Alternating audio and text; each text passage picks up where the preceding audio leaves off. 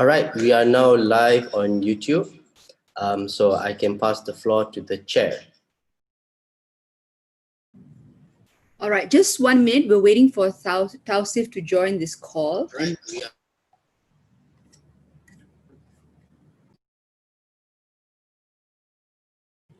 MIDP, just to flag, Tausif is having a bit of problem entering the Zoom link. So if you all could help him out, that'd be great. Yep, sure.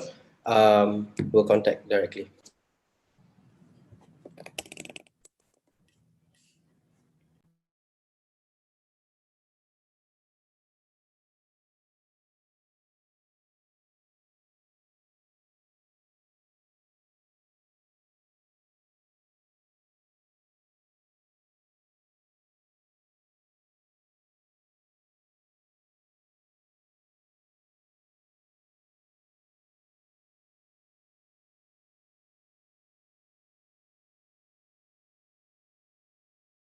Tausif, are you here?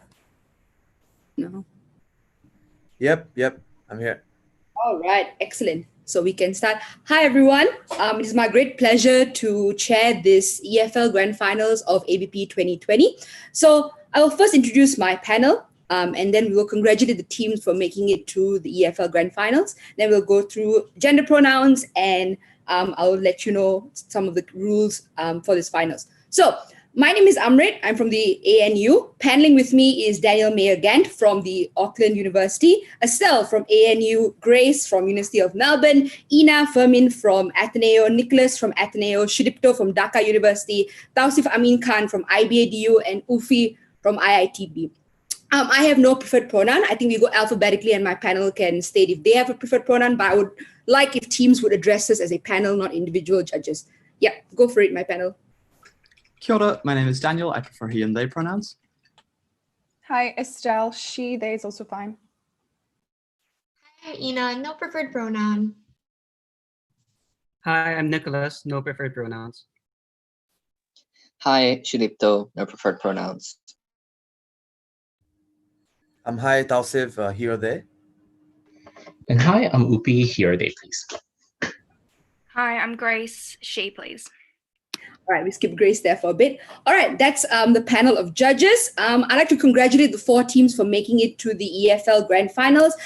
In opening government, we have BUET 2. In opening opposition, we have Tokyo 1. In closing government, we have UGMB. And in closing opposition, we have University of Macau 1. So let's virtually congratulate them. Good job. So some rules before we get into the debating. So if you're an observer, please don't use the chat for anything. You can, I guess, virtually react, but that's about it. Don't turn on your camera and do anything weird. That would be odd. And the chat will be used for POIs. Alternatively, if teams would like to use any other means for POIs, just state it before your speeches. Shudipto will be keeping time. So Shudipto will type into the chat when it's the 1st minute, the 6th minute, and 7, after which you should stop speaking. Now, let's do gender pronouns for the teams. If you would like to state one, if you don't, we will default to gender neutral pronouns. And then we can start. Let's go opening government. And then we'll just go on as the debate goes on. So opening gov. Opening government. Sorry, what did you ask? I didn't hear, sorry.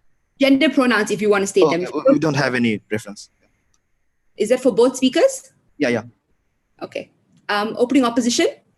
Yep. So Kanan would be speaking first. Preferred gender pronouns are she and her. And speaking second would be Toja. My preferred gender pronouns are he and him. Thank you. All right. Closing government? Closing government, speaking first would be Farhan Zuhdi. No preferred gender pronoun. Speaking second would be Akbarul Bis. Also no preferred gender pronoun. All right. And closing opposition? Closing opposition, we don't have a preferred gender pronoun. Excellent. Speaking first will be Garrett, and speaking second will be Amin. All right, sorry. That was my bad. Cool. So are there any questions before we start? Nope. All right, cool. Without further ado, I'd like to invite the Prime Minister to open this grand finals. Here. Okay, am I audible?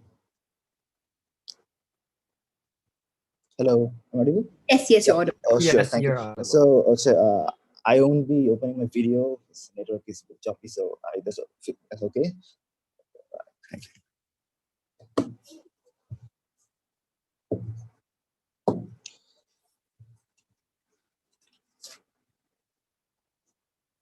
So I'll be starting in 3, 2, 1. This House regrets that US's declining relative influence over global governance. Honorable Chair, we have to look at the first why US has this declining relative influence, right?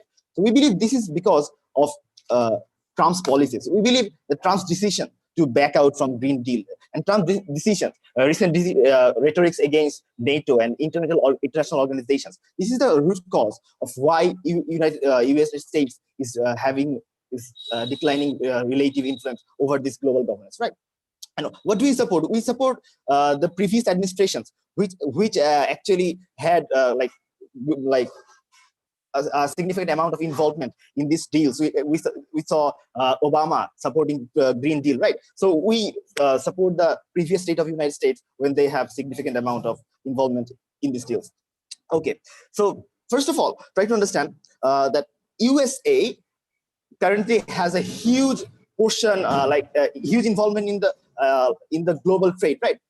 So what it means when USA itself, first of all, is having less influence, but secondarily, what's happening is USA itself is having less less regulations over these green deals and these policies, right? Which means that when USA conducts any kind of deal, they will have less tariffs of carbon footprint. So as an actor for USA, first of all, this is problematic. But secondarily, we are going to show you why that USA as the major influencer was a better actor. And we're going to show you why. We're going to give you 6 structural reasons as to why. First of all, understand that when USA is not in the center, there comes China. And why is China going to come to grab the global influence? Because try to understand, China is already trying to have the influence all over the world. But secondarily, when they see this, there is this huge power vacuum, and try to understand this global governance is actually an investment in the future. And China wants to invest in the future. And that is why China is going to be central in this whole scenario, right? And when China comes into play, we believe China will necessarily diminish the quality of the policies. And this is why. Try to understand that China itself is heavily industrialized and it's a booming economy. And policies like Belt and Road initiatives in Africa, they are basically trying to extend their hands to the natural resources that these countries can provide, right? And one of the major reasons why the Belt and Road initiative was conducted was this necessity of natural resources for the huge manufacturing industries of China. And when you see that China has this booming economy and needs those carbon products, they will necessarily diminish the quality of these policies. And we believe that is in compared to USA, which was an international leader in the green politics. And we believe that China is a far worse actor in this case. And secondarily, try to understand, in the second layer, the USA have internal mechanisms that used to force itself to have a greater grasp and greater hold in the green policies, which is to say USA have lobby groups like Environment Rights Watch. These groups used to lobby internally in the US politics so that the US politicians will have better policies about these deals, right? But compared to China, where you have this strongman leader who have no sort of accountability whatsoever to its internal mechanisms. So we believe that this internal structure or internal organizations of USA compels it to be a better actor in this global governance. Thirdly, I do understand the US media is hugely progressive, and they highlight massively to this global governance, these kind of policies, and try to understand that US media like CNN and this progressive media continuously puts pressure on the US government so that they actually have these deals, and they portray the public agenda. And this comes to our fourth point, which is to say the democratic system itself compels the US government to be a better actor. Why? First of all, there is a huge educated general population of USA who supports the Green Deal. So to fulfill the mandate of the people, to get into to win the next election, every government had some stake whatsoever to actually support the like green policies. And in the secondary layer, try to understand in the US politics, Democratic Party comes into power every now and then, even if there is a Republican Party right now, but there will be Democratic Party in future, which is to say that even if like in some cases the policies were loose because of the Republican power, but still there will be check and balance, and in future Democratic Party will come and like put strong policies that actually caters to the global governance. In the fifth point, we believe that USA itself is a liberal actor, which is to say some of the issues in global governance are like human trafficking and conflict resolution. These are the issues that actually directly appeal to the liberal population of USA and the liberal nature of US government. So we believe to have a strong policy and try to understand the US influence, like US being the center of this whole scenario, actually be a global power, caters to these needs because of US liberalization. And sixthly and finally, try to understand USA have a strong academia, which is to say, first of all, the global like most important studies about this like green issues are done in USA. And secondarily, they have a huge intellectual support, which is to say the people who talk about these policies, who actually can give intellectual comments on this, usually studies and resides in USA. So when USA is the main actor in the whole scenario, they actually gets to talk, they actually give their opinions, and thus we have more of this like intellectual support in the whole scenario. And try to understand that USA have a huge funding for these studies. So we believe that on the intellectual ground, USA is a far better actor. And finally, try to understand that unipolar world itself it was far better than like upcoming bipolar world. First of all, the like conflicts in policy making is severely mitigated in an unipolar world, which exists in the bipolar world. And my second speaker will come and show you why through mechanisms of like trade wars and proxy wars, a bipolar world is far worse. Thank you very much. Very proud to propose. All right, thank you very much, Prime Minister. To open the opening opposition's case, I'd like to invite the Leader of Opposition. Here.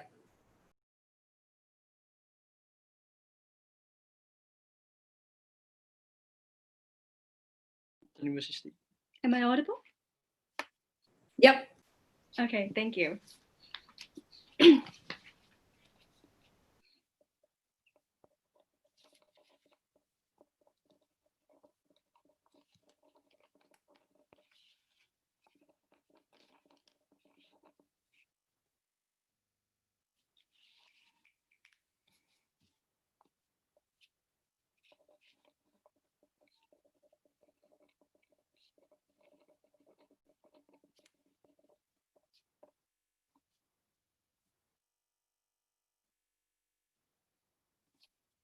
Four things in this debate. Firstly, some clarifications regarding the motion. Secondly, in terms of how this is good for the economy, for developing nations particularly. Secondly, why this is good for the stability and the military stability of developing nations. And fourthly, why this is good for climate change. So firstly, just three clarifications before I move on to my arguments. So firstly, what is the US, what was the previous US's monopoly over global governments? We think that this was, for example, the US having an initiative in global policy, like basically any sort of global initiative that didn't have the US involved in it was seen as something that was useless, something that was null and void. We think that it was something equivalent to what we saw in the 1970s to the 1990s, where the US was the most like powerful superpower in the world, and literally no other country had any sort of power matching up to it, right? But secondly, notice what we support on our side of the house. It's not like the US having no power at all. What we support is a diversification of power, right? Countries like EU, China, US, all having like equal amounts of power. What we oppose specifically is the US having a monopoly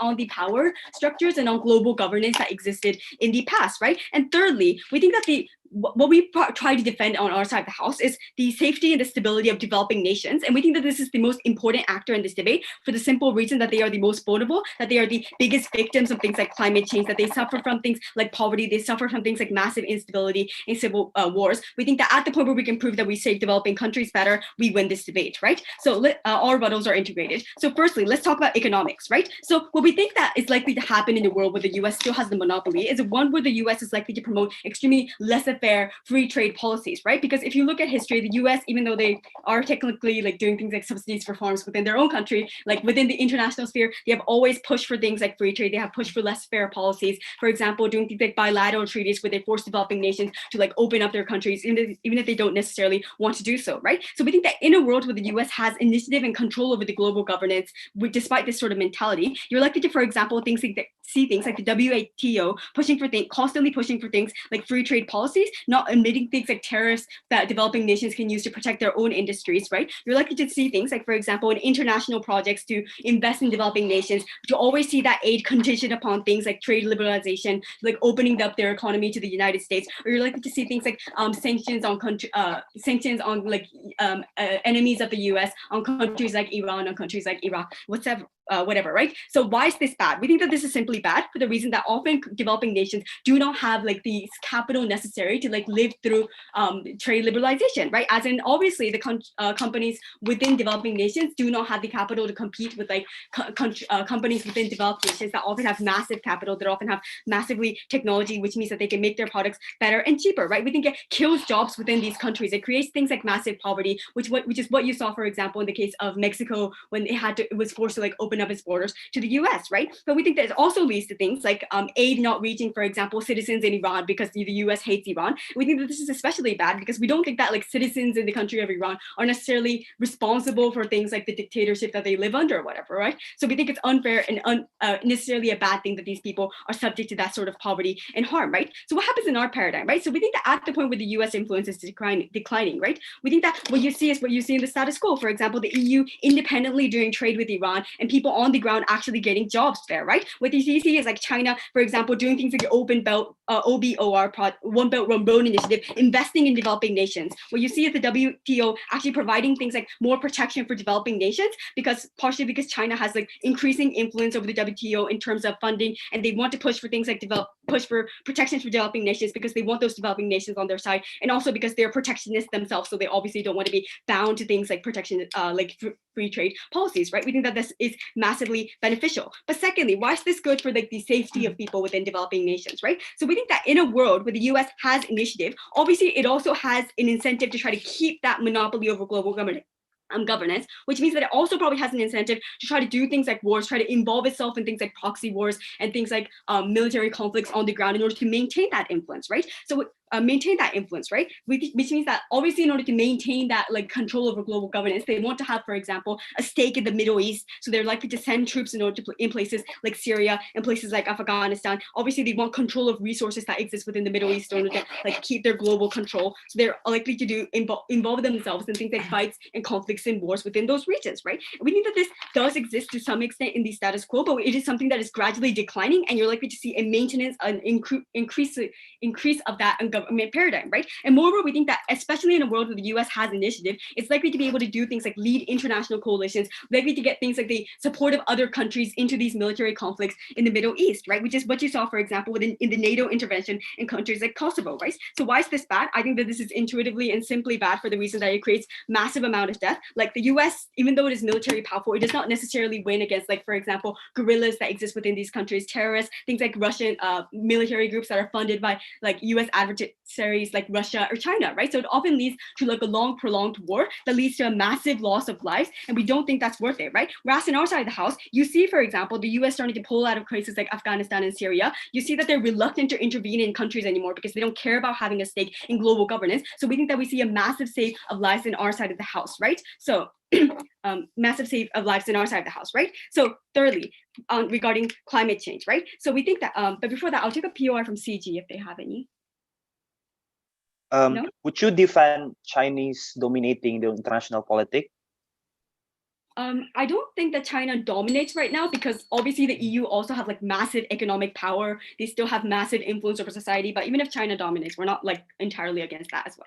So lastly, on the term of climate change. So we think that even in the world of government side, right, the US would probably be anti-global warming prevention anyway. This is because of things like, firstly, lobbying from fossil fuel companies, from things like funding from fossil fuel companies and automobile companies. But secondly, specifically in the US, because often climate change is treated as a bipartisan issue, which means that you always have 50% segment of the population that like dogmatically believes that climate change is bad because Fox News tells them so, because the Republican politicians tell them so, right? So we think that in that case, if the US is leading the initiative, despite the fact that it doesn't care about climate change, you're likely to, for example, see international agreements on climate change fall apart because it's seen as null and void because the US doesn't agree to it. You're likely to see international environmental frameworks in G20 like pushed, rejected because the US opposed that initiative and everybody sides with the US because the US has the initiative, right? Whereas in our side of the house, we think that you get things like the Paris Agreement, where despite the fact that the US didn't join, because EU, because China has increasing power in society, still people are able to agree on these things. Still we get these small changes that are meaningful in preventing climate change in the long run, right? So we think that in the end, we prevent massive instability that occurs within developing nations and in a world that large. For those reasons, we are happy to oppose. All right, thank you very much, Leader of Opposition. To do the opening government case, I'd like to invite the Deputy Prime Minister. Here. Hello, am I audible? Yep, you're audible. Okay, is it okay if I don't turn my video on? I have that. Absolutely, no problem. Issues. Yeah, thank you so much. Okay. I'll be starting my session in a few seconds. Start in 3, 2, 1. Thank you, honorable panel. Beautiful.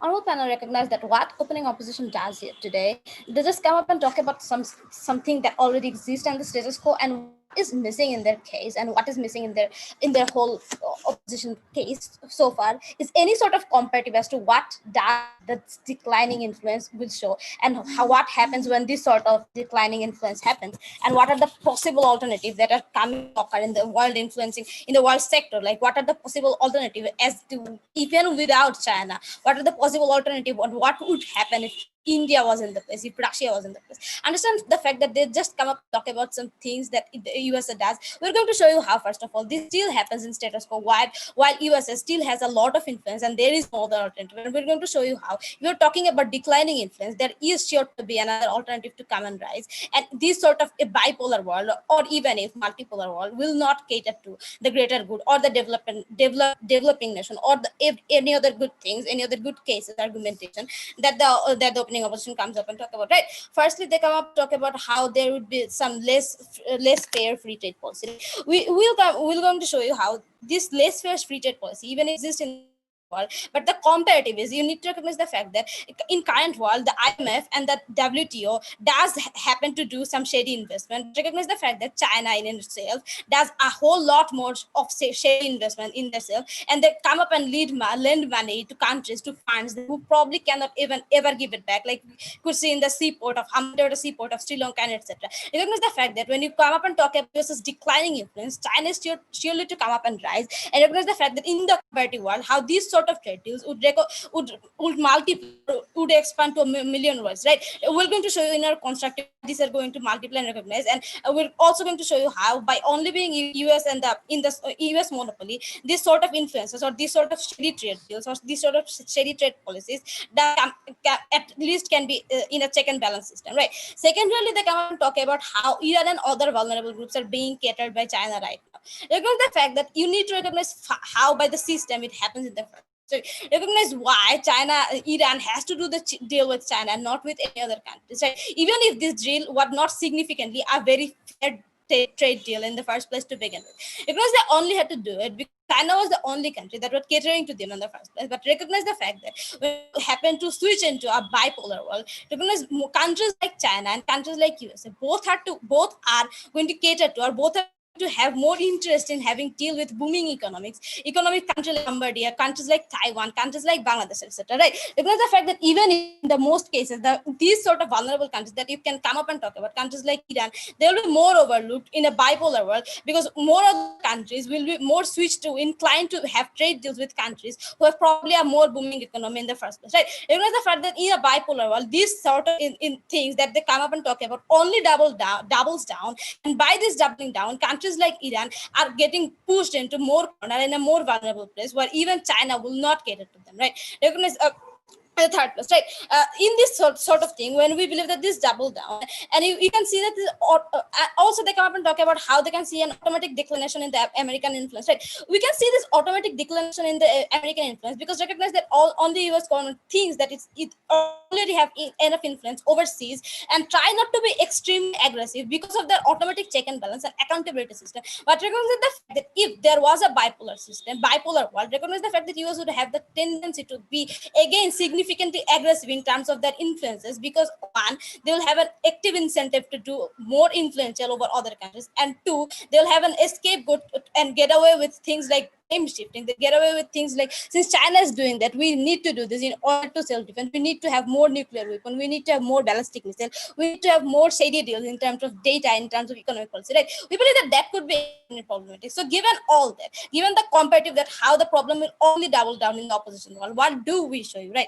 We do show you how probably in this world, even if declining, US still has significant influences, right? And significant even if declining, but when you want to see a more significant decline in the process, but when you see what you can see in the current world, in the scenario of the US-China trade war, but probably China is going to be the next booming economy, since both Russia and India either don't have the incentive or the capability to do so. So China being the other alternative actor here, we already show you how if China is the alternative, how China is a far better, far worse alternative than US as it is, because of the possibility of their trade, because of the lack of transparency in their trade, because of the data theft and intellectual property that they've been doing repeatedly over the years, and because of the sort of trade deals they do without any sort of international transparency whatsoever. Right.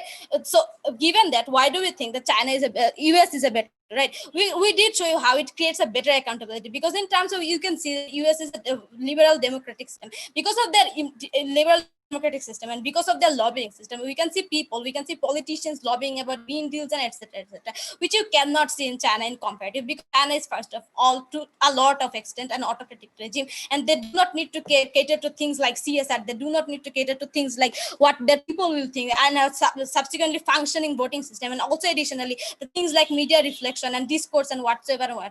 So in given that, we think that at least in terms of USA, you can ensure a better sort of accountability, because also the terms of multiple and billions of bilateral relationship that the USA has with countries all over the world, where China does not have.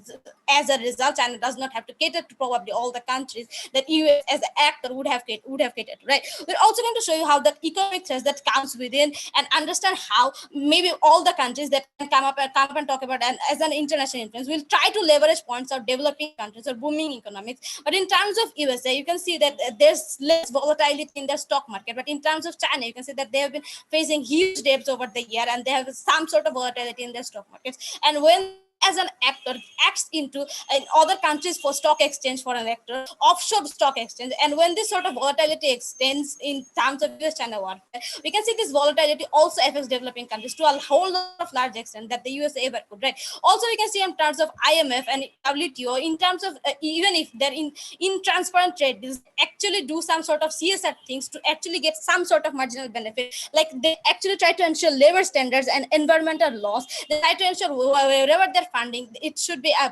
probably better green deal than the others, and they probably ensure a sort of safety net for the workers that work in there. That also does not happen in their case. So we're going to show you how, even in a declining, and so we're going to show you how US is all in all sort of way a better actor, and also terms of data deals, right? What can you show when you China as an alternative? We probably have WeChat as an alternative of WhatsApp. In terms of that, you can see huge sort of data theft and intellectual property theft. And we believe that could be extremely problematic in both terms of your personal security and national security. And US can furthermore act upon it as a matter of self-defense. That's why we believe that we win this debate. Thank you, Speaker. Thank you all. All right, thank you very much, GPM. To close the top half of this debate, I'd like to invite the Deputy Leader of Opposition. Here.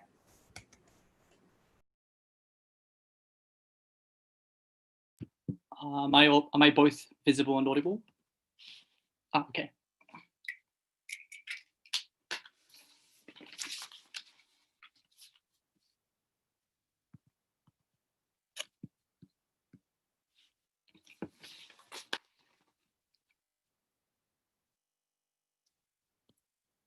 OG asserts that China is evil. They also assert that the US is benevolent. We showed you at Kanan that neither of these claims is true. We already take this debate at Leader of Opposition. What we support under opening opposition is diversification of sources of power on the other side of the house. What we regret specifically is continuation of a world that took place in, for example, 1990s, where US was the only source of superpower and they exercised absolute control over the IMF and WTO and the likes of such organization. We think the only response that I heard from opening government was, their regulations were quite good, that did good for its labor population within these countries. First of all, we told you that this was not true for the reason that these standards were oftentimes bad and actively counterproductive to the well-being of the countries in the developing world. We told you that these organizations tended to disproportionately favor things like neoliberalism and free trade, which devastated the farmers in Haiti, for example, because they did not have the capacity to fight back against massive agriculture that produces cheaper goods in, for example, countries like the United States.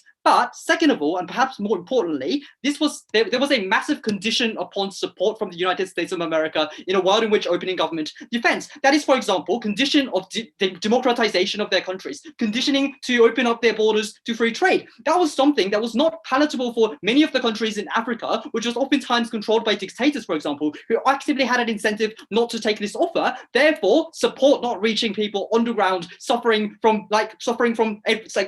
to not being able to afford daily goods like food and water. That is the comparative benefit we bring to you on the other side of the house, because to the extent that China exists as a superpower and source of support, these countries are also able to access support. These countries are also able to access economic support and development programs on the other side of the house, therefore increasing well-being of people in the developing world. I'm going to respond to OG's only claim, which is about accountability and why that's a good thing.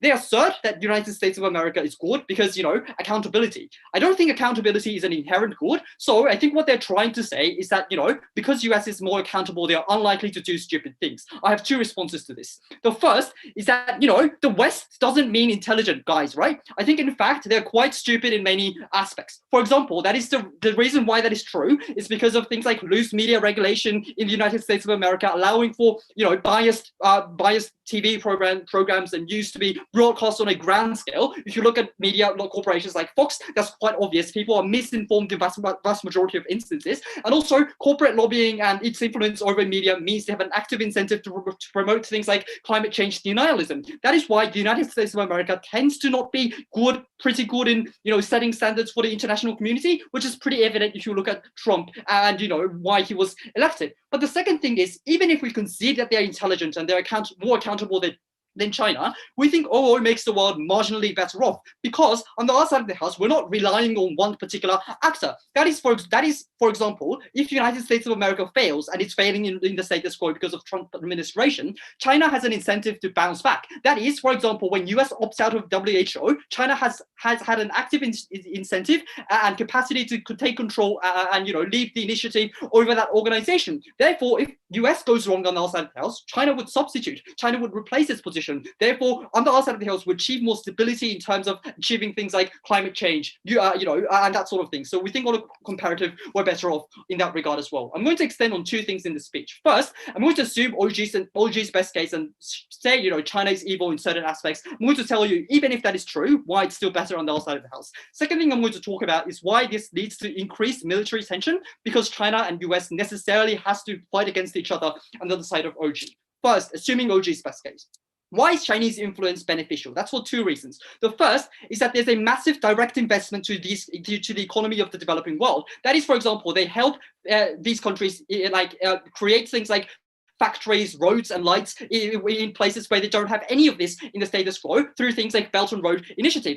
That means, firstly, Chinese corporation comes to these countries and directly employs the people of the local community. Yes, 1/3 of all of its employees are Chinese, but at least 2/3 of those employees are local workers, and you give jobs to people who don't have jobs in the status quo. That is a comparative benefit. But second of all, and more importantly, we think creation of factories, creation of roads and lights, creation of infrastructure means you invite more piggyback investment to these countries. In the status quo, because they don't have roads, companies have no incentive to invest in these countries countries because they also have to spend money to like create and construct roads. They don't have to do that anymore. They can take advantage of cheap labor costs in these countries, therefore incentivizing massive corporate investment in these countries. That means these countries have massively more amount of employment, for example, massively more amount of economic development. That is good. Second reason why this is good is because of short-term financial support. For example, if you look at Iran, it is currently devastated by COVID-19, but China had an active incentive to agree with Iran. They agreed on buying Iranian oil for the next decades or so in exchange for short-term financial support for its citizens. This allowed Iranian citizens to access welfare at this difficult time. We think that gives a short-term direct benefit to the citizens who are actually suffering on a daily basis in the status quo. How should you weigh this up against the claims of OG? The first is, even if things like autonomy or debt trap, which is obviously unimpacted, is true, we think these things are not going to kill you anyway. We think the problem that we suggest on our side of the house is killing people right now, and the fact that we're able to provide a meaningful solution means that this is more important. But the second thing is, under OG, you have absolutely no alternative to succeed. To the extent the dictators in African countries don't have an incentive to open up its borders and cooperate with US, we think we at least give these people option to be able to access developments in future. We think that is why OO's benefits override that of OG. Second of all, I want to talk about military tension. And this is where I'm going to accept that China would have come to power anyway under the side of OG. I'm going to tell you why that's actively bad. We think this is where Cannon's material on defensive incentive or USA becomes very, very important in this debate. What does this mean? For example, China would have obviously went into Southeast Asia anyway under the side of OG, which they're currently doing. They would have still went into things like, African countries under the side of OG. These countries and these contexts are strategically particularly important for US and its ability to exercise power on a global scale. This means if under OG, US still had an incentive to be the top of the world and exercise its power over the entirety of international community, they would have increased number of troops and they would have increased number of bases in these countries. They would have sent in carriers to Southeast Asian oceans in order to protect Philippines, in order to protect its influence over these countries. That is why, in the worst case scenario, under OG, there's a possibility of warfare happening between US and China, which is obviously devastating given that these countries both have access to nukes. But more realistically, this means proxy wars are likely to happen in countries around Africa. Proxy wars are likely to happen in countries in the Middle East, thereby killing thousands of people in the process of US's attempt to maintain its power and influence over the global community. We have comprehensively taken this debate over OG. Proud to oppose. All right, thank you very much, Deputy Leader of Opposition. To start the closing half of this debate, I'd like to invite the Member of Government. Here.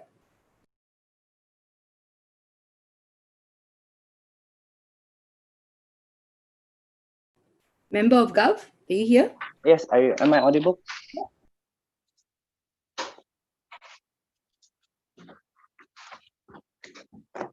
I'm setting up my camera.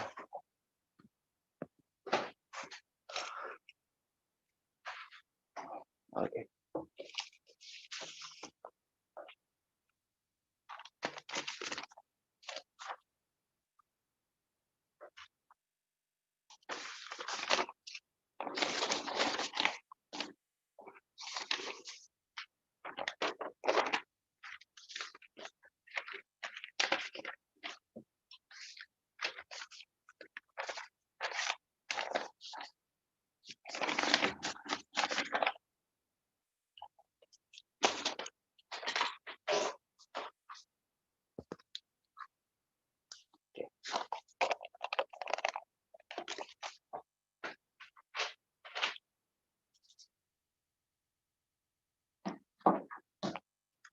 I'm gonna start my speech in 3, 2, 1. From CG, our stance is simple. We believe that although we consider a lot of OO's analysis that US is not the most benevolent actor, they are not altruistic in the international politics, US is indeed quite self-interested. We believe that US is comparatively better actors in comparison to the actor that we feel will fill this power vacuum, which is China. I know that we have the same line of logic that China is a bad actor, but with OG, but CG is going to give you the real comparative between these two actors. And I have two clarifications here. I think that first of all, that the argument coming from opening opposition that they will want to have this diversification of power, that not only China that will fill the vacuum of power, but also EU, smaller countries, doesn't make sense, because even EU right now, they focus on their right-wing nationalism. So they want to become more pacifist in the international politics. They want to focus more on solving domestic issue. And most of the times, EU's foreign policy is siding with US. So when US goes down, EU is also going down because they are under the same banner of NATO, for example. But the second, the smaller countries that are not EU does not have enough capital and that much of foreign policy capital to launch this foreign policy expansionism. So the only comparative that they want to defend is only China. That's the only making sense argument.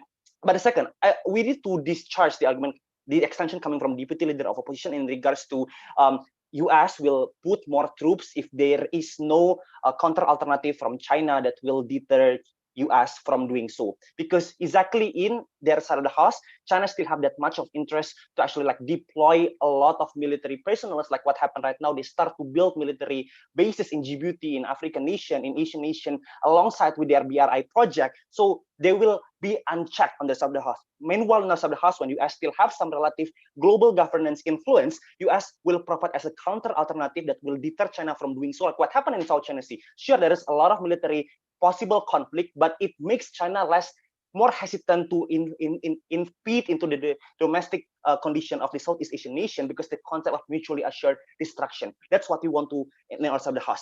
I think OG is doing a good job in telling you why US is more accountable, US is more transparent, there is domestic check and balance mechanism, but they never really prove to you the actual consequences of having these things, because yeah, it's common knowledge to know that US is more democratic than China, but what is the impact? That's what CG wants to feel. How the rising domination of China looks like as a consequence of declining US global governance. We're going to give you analysis in three things. First, in economy. Second, in political system of the domestic developing nations, about minority protection, and also military solvency and post-war reconstruction. That's the three things that we want to capitalize on in closing government. So first, in economy.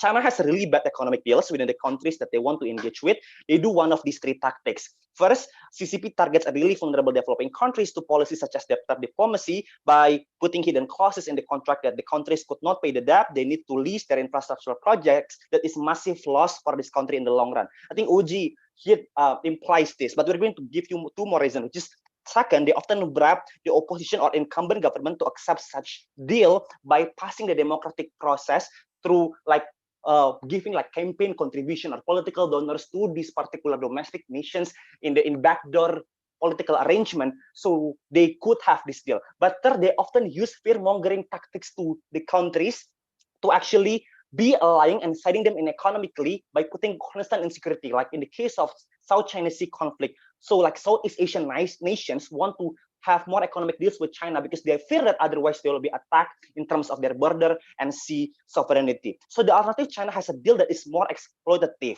killing the local markets by flooding them with like cheap products coming from the Chinese state-owned enterprises, dumping the blue-collar workers to the people on the ground that will create massive local unemployment. But you know, OO couldn't just come here and saying that at least there is some degree of job, but you need to question the quality of such jobs, because China that is not checked and balanced oftentimes does not even provide like safety equipment for the local workers. They are not like giving enough treatment for these workers on the ground, and oftentimes create a lot of unemployment. What is the comparative with US? First, US has a global government that is not independently controlled by US politicians, but also to the WTO. WTO that OO tried to say that there is forced trade liberalization or enforced capitalism.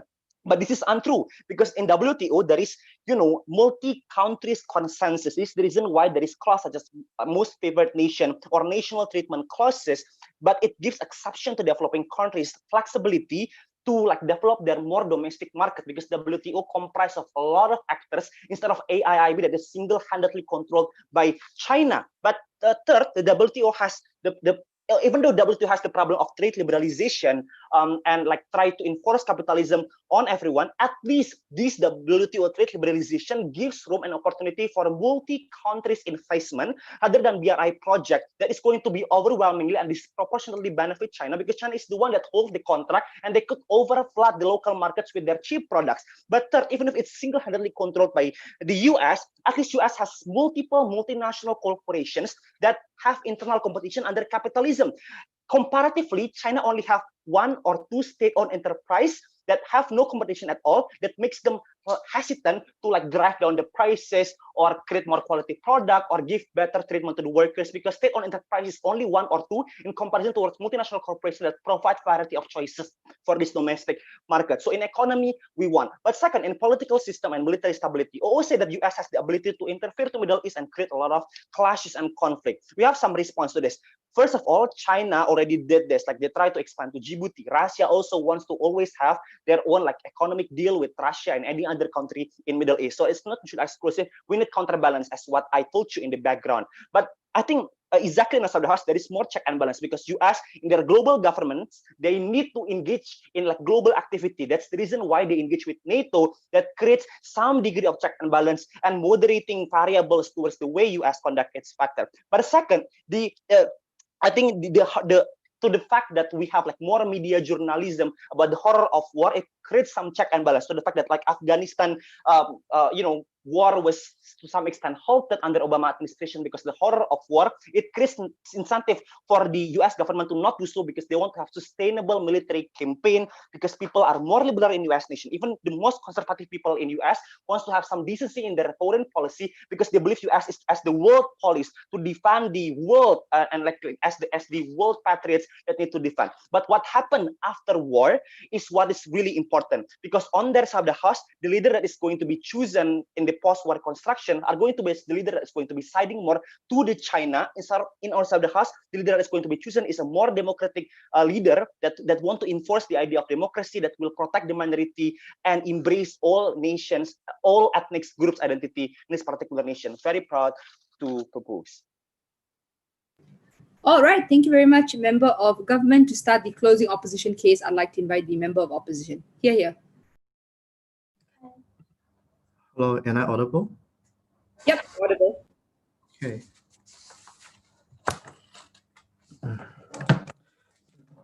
My speech will start in 3, 2, 1. Panel, I think the closing government has already lost this debate, because they simply argue like proxy war and also kind of like international relations are not really related to global governance, right? What we think global governance should be discussed in today's debate is how we can actually have structural changes by not having that much of US influence, that we can invite more countries to ratify global like international regimes for climate change, like World Health Organization, right? So we don't understand why the government side can actually win today's debate without proving to us with the involvement, like dominant involvement of the United States, we can actually have more countries following carbon reduction goals. We have more countries actually allocating more funding to WHO, right? That's something that is going to solve under our side, right? We think that opening opposition only talks about like diversification of options is good and how US is bad, right? Coming from closing opposition, we are going to explicitly tell you how international regimes can actually have structural changes without that much of US influence under our side, and actually achieve the effective global governance, right? But before my extension, 2 responses to the very derivative case coming from CG, right? So the strongest point coming from both OG and CG is basically how US is going to be more accountable because it's democratic than China, right? Sure, even if it's democratic, it doesn't mean it can be effective, right? Let's say even if the Bush administration actually, Clinton administration actually went to Kyoto Protocol and ratified the agreement, is not going to be passed by the Congress and not going to be ratified by United States as a country as a whole, right? So if you cannot support an international regime in a meaningful way, we fail to see how accountability it matters to begin with, because you are not in that part of global governance to begin with, right? But secondly, we think the problem with the United States is not because it's more like do not have accountability or the lack of willingness to participate in regime, right? It's because the United States, because of structural reasons, because it heavily relies on manufacturing industry and the kind of like energy, like traditional energy sectors to actually profit, is actually giving politicians the incentive to actually argue for more United States interest-based policy in international regime, for example, for climate change, right? That's the reason why the international regime for climate change is stagnant, because the United States is refusing to take a lot of responsibility in regards to reducing carbon emission, right? We think this is very problematic because it essentially are bringing the domestic politics of the United States into international negotiation. We think that's very problematic because while small developing island states are sinking in the Caribbean Sea, we fail to see having United States involvement is something that important, right? So secondly, they also talks about how China is bad because like CCP will manipulate and target weak countries and trap them into that, right?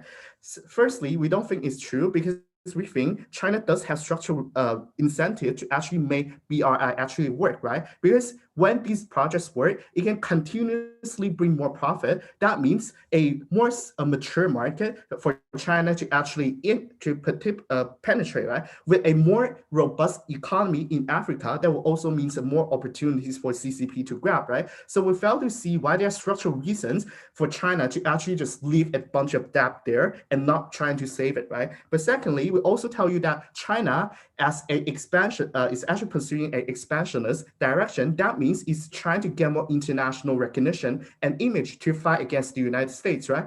That's the reason we think China also does care about its international image and try to make it work and appear to be a more responsible actor, while the United States is constantly attacking China because of that, right? But lastly, we think the entire the deadlock in the upper house about how conflict in the Middle East will be harmed by this, right? We fail to see how is that relevant to today's debate, because we think trade war and proxy war in the Middle East will always exist in both sides, right? It's not because of global governance.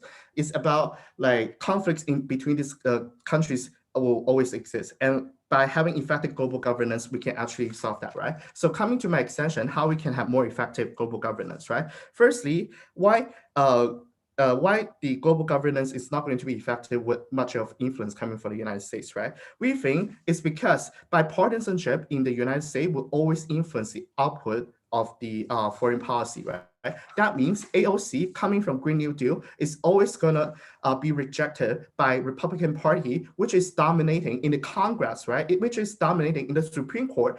When the Supreme Court say the Green New Deal is not constitutional, we fail to see how the United States can actually participate in this kind of like international regime in a meaningful way. But secondly, we think the decline of relative influence coming from the United States is actually inviting more developing countries to ratify international regimes, right? For example, the reason why a lot of developing countries are refusing to sign the Paris Agreement and also the Kyoto Protocol in the past is because United States is always pressuring developing countries like China, India, and Brazil to actually sign voluntary clause to actually reduce its carbon emission, right? We think this goes against the development of these developing countries, and therefore it's not going to make international global governance for climate change to actually be effective, because other countries are not constrained by this kind of like international regime, right? This leads to the second argument. We think by having China and EU as a more equitable actor in international regimes and global governance, we can actually have more meaningful negotiation to happen. Why is that so? Firstly, we tell you that EU and China have more consistent policy that also mean more funding and more investment into this particular regime, right? Why is that the case, right? Because we think, for example, for China, it's a one-party system that the opening government, closing government attacks so much, right? We think what China faces now is domestically, it also faces the harm of extreme weather and also losses of economic losses and social losses, right? That gives China one-party system an incentive to actually care more about, to be more active in terms of participating in climate change negotiation. And also, but secondly, we also think like even if China is also self-interested, it's not benevolent as people claim, we still think it is good because China's interest is also in line with the developing world, right? Why is that the case? We think the developing world generally needs in sacrifices environment and carbon emission in order to develop, to lift people out of poverty, to feed its own people, right? We think when China can actually protect this kind of like common but differentiated responsibility principle in such international regimes, we are also inviting more international developing countries to participate and be protected by global governance. So proud to oppose.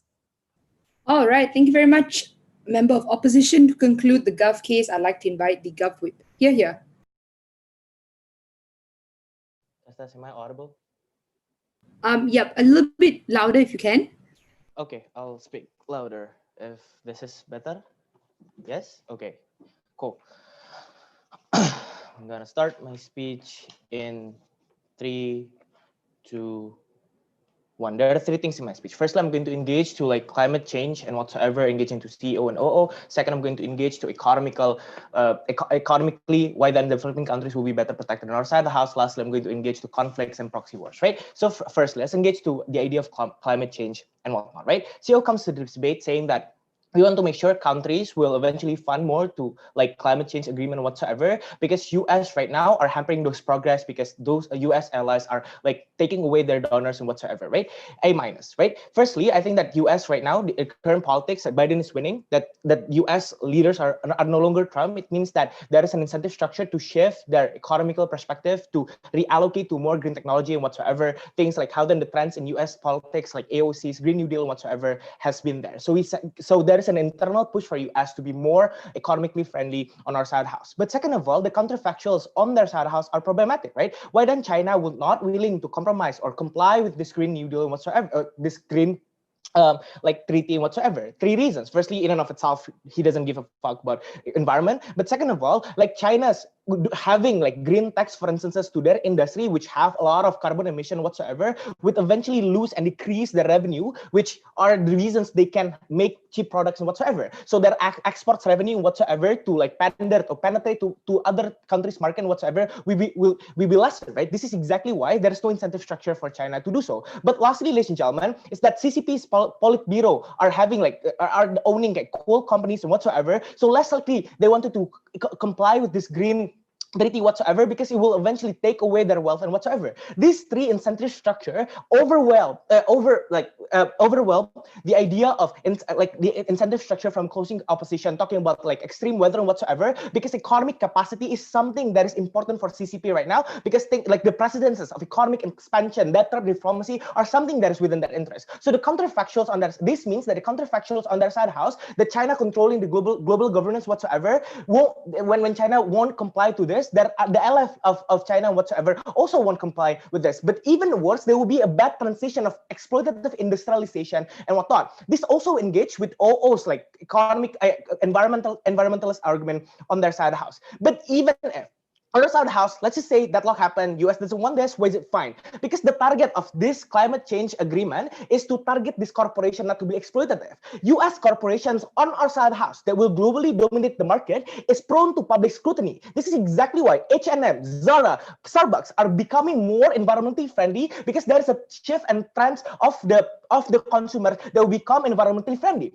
This won't happen on their side house, because Chinese corporation doesn't give a fuck about consumer, because they have the cheapest product possible. So marketing whatsoever is not within their calculation, right? This is better on our side house, because when US corporations is more prone to public scrutiny, changes of environmentalists, irrespective of the deadlock within the parliament and Congress within the US, we see that it could be changed on our side house. This is even better also because it will incentivize Chinese corporation that losing the competition to be more economically friendly on our side house. So in conclusion, if you wanted to talk about environmental protection and whatsoever, it is better achieved on our side of the house, right? So in that sense of global governance, making like people wanted to ally and donors more, the incentive structure in and of itself, with the intrinsic characterization of US corporation and democratization is something that only exists on our side house, we win. But second of all, let's talk about economy, right? So basically OO came in this debate and say that, oh, this is bad because there are trade liberalization that harm developing country. China is better off because they have investment whatsoever.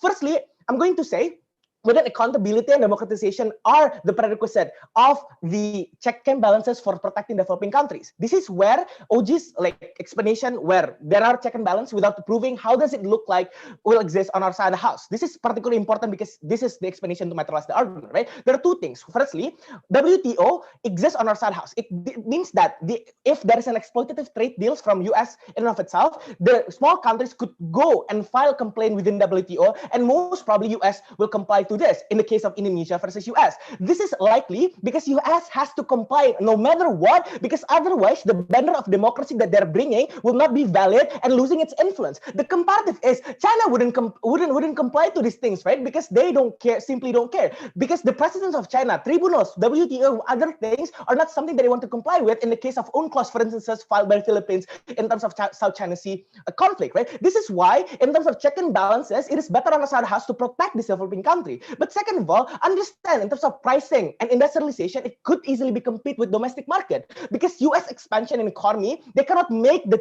products at that cheaper because there is a slightly expensive production cost that they have. Comparatively, on their side of the house, China could devalue yuan. China could do all sorts of things like not paying the labor and whatsoever to make their product cheapest as possible. That kills the domestic market. So exactly, if you're wanting to protect domestic market, it's exactly better with US economy. But second of all, US corporation are something they're subject to public scrutiny whatsoever. So it means that more likely for them to treat their workers better and whatnot, not being able to do bad economic policy that China did on their side of the house. The conclusion is, one, the harm of what they said about developing country being harm is non-existent. But second of all, even worse on their side house because China will more likely to be exploitative using their debt trap diplomacy whatsoever. But second of all, they say that Iran citizens is being harmed, right? Understand that this is necessary not to prolonging the dictatorship within the Iran in and of itself, because when the dictator exists, the most vulnerable individual like Sunni Muslim in Iran and whatsoever will be harmed by Ayatollah Khomeini. This is why on their side house, when you're constantly giving money on their side house, you're prolonging the dictatorship, you're prolonging the disenfranchisement of these people on the ground whatsoever. The comparative on our side house, when we have this sanction whatsoever directly to the citizens, one, it increased the incentive for collectivization, they increase the participation to have more democratization, but second of all, they decrease the legitimacy and influence of the dictatorship. So exactly, it's better off on our side house. But lastly, even better, because on our side house, the debate is not in vacuum, right? When we wanted to more US influence, it means that China's influence will be there. Hence, our comparative on our side house, things like competition will exist. This is better because the flexibility of the country to choose which country to side with and whatnot exists on our side house. This is better because it incentivizes these two countries to have good economic deals for them to be chosen by the small countries whatsoever. But even if US has to monopolize, we said that open market system and whatsoever is better rather than China's like data diplomacy and whatsoever, right? So in terms of economy, we win. But lastly, right, in terms of military, I think that proxy war done by US is something that is better because it doesn't happen in vacuum. Saudi and whatsoever exists on their side house, and they create a prolonged war. At the very least on our side house, we appoint democratic leaders, we have TRC on our side house. Why then? That's better off on our side house. We're very proud to propose. All right. Thank you very much. Gov Whip, to conclude the debate, I'd like to invite the opposition whip. Here.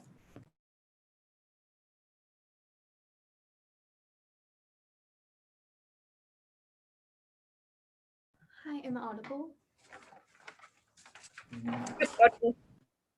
Okay, just give me a second to set up the timer.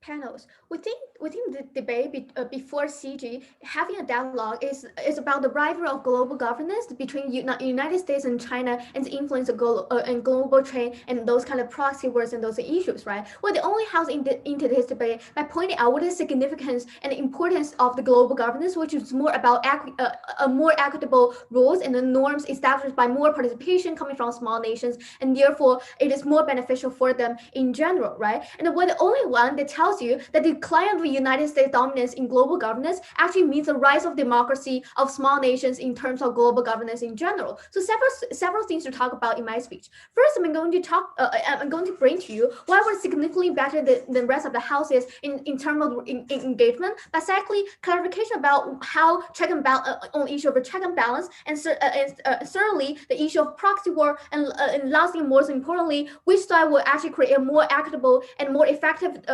a more effective environment for global governance in general, right? So firstly, in terms of engagement, we tell you that global governance, unlike domestic politics, for example, on the issue of a check and balance, is much more prone to international check and balances. For example, it is exactly when government side simply want to talk about how China is such a bad actor in terms of making investment in Africa and also making those kind of debt traps. We tell you that a lot of times those kind of issues are essentially being led by the liberal media, which is predominantly being controlled by the United States, right? However, we tell you that a lot of these check and balances exactly when they're going to provide incentive structure, for example, for those kind of authoritarian regimes, like China, to actually enforce them to conduct liberalization in terms of policy making and also even domestic politics, right? But secondly, what's to tell that in terms of engagement, we're much better than our upper house, because we're the only one that give you the positive material in terms of how EU and China are actually better actors in terms of making this kind of contribution to creating a more equitable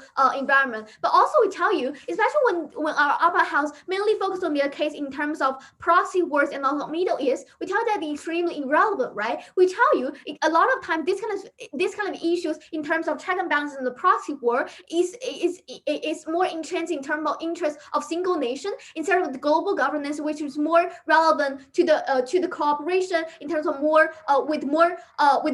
nations coming in general, right? So why check and balances in today's way it should not be the focus of the debate in general, right? We tell you a lot of the time this kind of check and balance within the domestic spectrum do matter in terms of how you're going to have this kind of policy changes in the internal governance and how you're going to have this kind of check and balances on certain leaders. However, we tell that in terms of global governance, that the nuance here is it is more about voluntary actions coming from other nations, right? It exactly when the only side that tells you this kind of voluntary action coming from small nations, and therefore the incentivizing participation coming from them is extremely important. So why we're telling you that we are the one that created more equitable and effective environment for this kind of global governance, right? We tell you that the governance side simply want to tell us that transparency of the Western countries, for example, United States, is more effective, and also in terms of contributing marginal benefits coming from WTO and other issues, right? Ours, and compared to our upper house, compared to those fancy taglines like diversification with no substantials, we're the only one that tell you, firstly, the importance of global governance is that is that a lot of policies actually require rectify the protocols, and that we need a lot of incentive coming from small nations to comply with such rules, and therefore have the interest, and therefore the implementing those kind of rules in terms of domestic level, right? We tell you, especially the issue in the status quo is that a lot of the rules initiated by United States and other Western countries are predominantly unfriendly to the small nations and not in line with their interests, right? We tell that especially in those kind of situations, and also in terms of negotiation process, when it's not friendly to those kind of nations, when we do not have this kind of structure that is going to open for more rooms for the kind of small nations to participate in, it is not going to be implemented in an effective way at the end of the day, right? But secondly, why would tell you that China EU will construct this kind of equitable environment at the end of the day?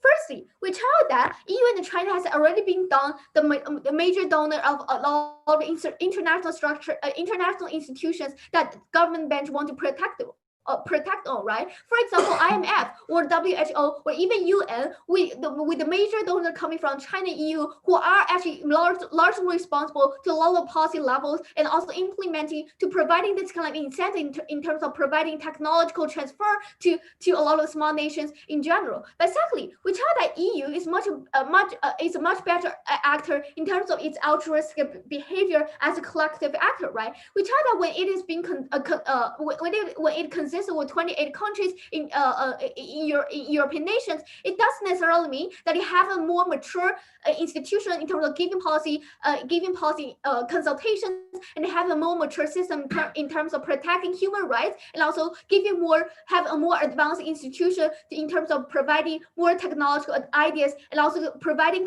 consultants to African countries in general. Right? But secondly, what's to tell that even if we buy into the best case of the government by telling you the rise of China and India will probably take over in global governance, why it is still much better, right? We tell you, especially in terms of investment in green energy, we tell you that China and India are actually the largest donor in the current world that is contributing to this kind of issues, right? We think that they do deserve this kind of recognition coming from international institutions, but also giving more recognition coming from the small nations by telling you that we have the similar background. For example, we suffer from the post-colonial trauma, and therefore we give the recognition, and also we are more friendly in terms of creating a more equitable environment that give you the policy that is catered to the needs of developing countries, and that was simply imposing this coercive power coming from the United States, right? But secondly, what's to tell that it is extremely important in terms of the participation coming from the because perception of United States, which is the world police, is largely negative, and therefore this kind of new colonial rejectment coming from small nations is extremely important, extremely harmful in terms of having any kind of effective measures in those kind of nations, right? We thought that a lot of these issues that they want to protect is not going to be accepted at the end of the day with those kind of power dynamics in their side of the house. So at the end of the day, we're the only side that is going to protect the vulnerable actors in global governance, and above all, very proud to oppose. All right, thank you very much, Opposition Whip and everyone, for that excellent debate. All right, that concludes the EFL Grand Finals. MIDP, if you could tell us where the judges are going to go.